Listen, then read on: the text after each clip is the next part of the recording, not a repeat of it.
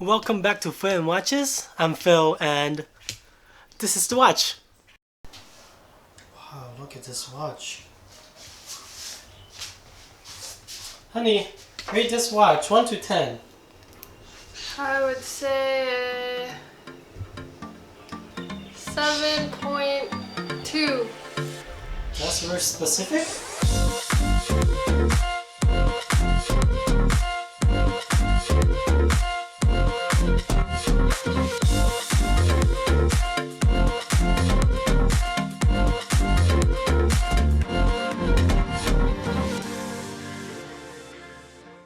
Welcome back to Phil and Watches. Today we have the Tag AQ.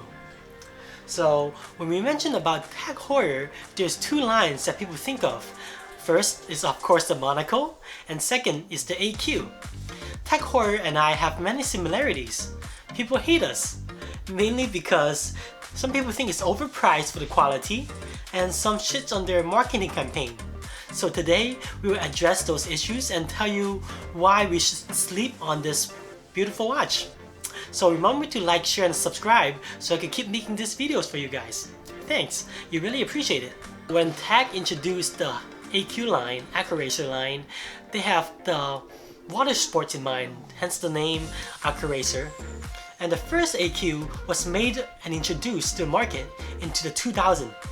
But the dive-themed sports watch was first introduced in 1970, so it's a little more than 40 years ago.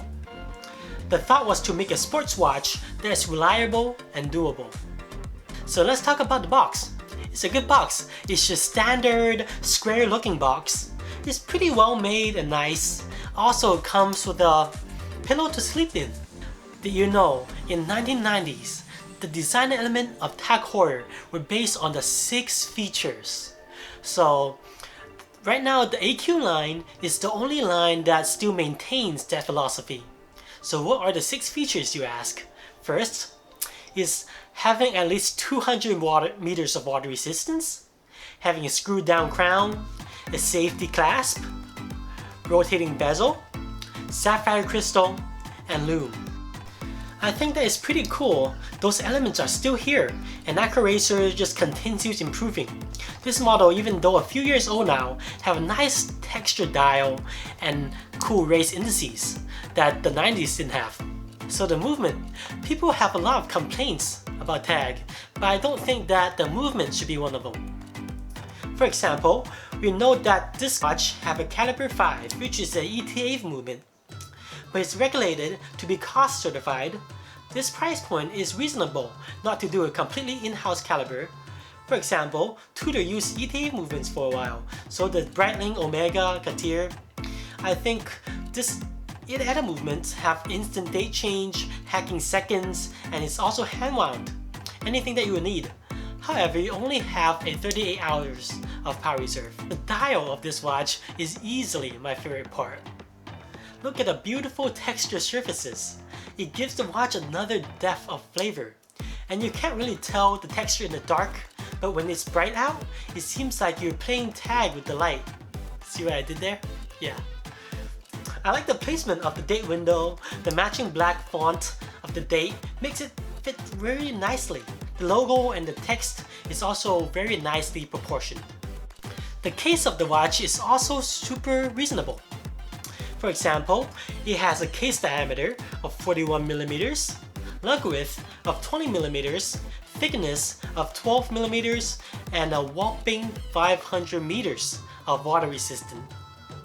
Everything is nicely proportioned. It fits nice on my chopstick wrists. I like the tapered down lugs and the overall size of it. The thickness makes it so that it can fit down any dress cuff or tank tops.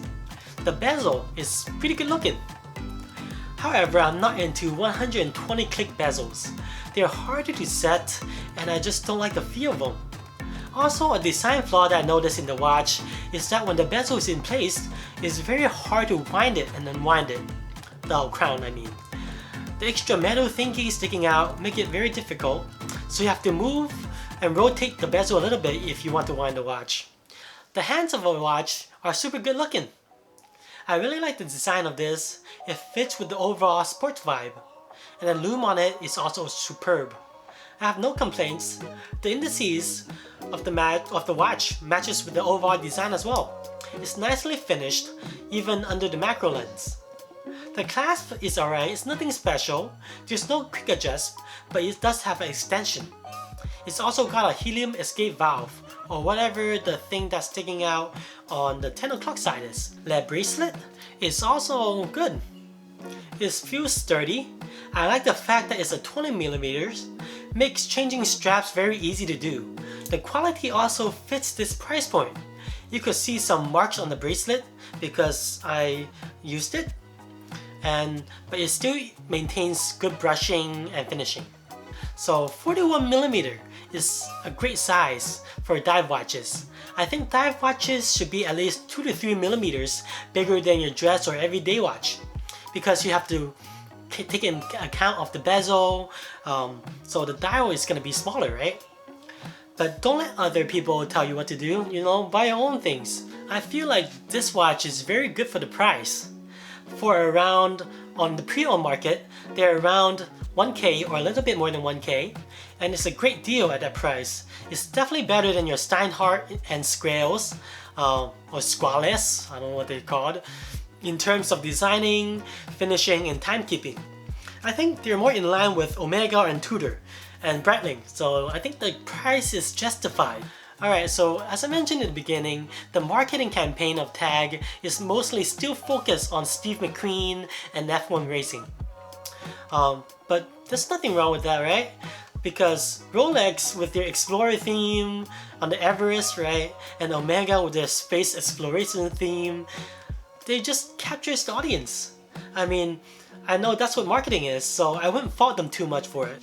So, who is this watch for? Well, like it or not, Tag Heuer is one of the brands that are well known. And I have some friends that are really into this brand. Shout out to my boy Hajin.